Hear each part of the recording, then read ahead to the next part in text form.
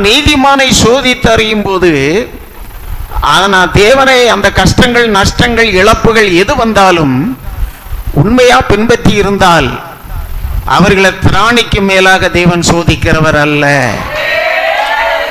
அல்லேலூயா. 1 கொரிந்தியர் 10:13 என்ன சொல்லுகிறது? நீங்க இந்த 10 அதிகாரத்தை படிச்சா இஸ்ரவேல் ஜனங்கள் எல்லாம் எவ்வளவு முறுமுறுத்து என்னெல்லாம் பண்ணி போனாங்க. ஆனா நம்ம அந்த 12ஆம் வசனத்திலே படிச்சீங்கன்னா இதெல்லாம் நமக்கு திருஷ்டாந்தமாய் கடைசி காலத்தில் உலகத்தின் முடிவில் வாழ்கிற நமக்கு எழுதப்பட்டிருக்கிறது.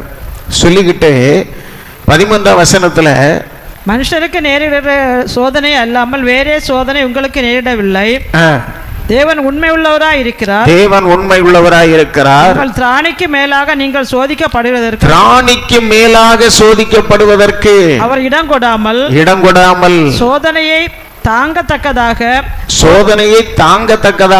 சோதனையோடு கூட அதற்கு தப்பும்படியான போக்கு வழியை உண்டாக்குகிறார். கரங்களை தட்டி அவரை ஸ்தோத்திரம் பண்ணுவார். தேவன் சோதித்து அறியும் போது அவரை உண்மையா பின்பற்றிட்டு இருக்கும் போதும் திராணிக்கு மேலாக அவர் சோதிக்கிற தேவன் அல்ல. ஆனா அந்த சோதனையை தாங்கக்கூடிய பலனை தேவன் கொடுக்கிறார். அல்லேலூயா.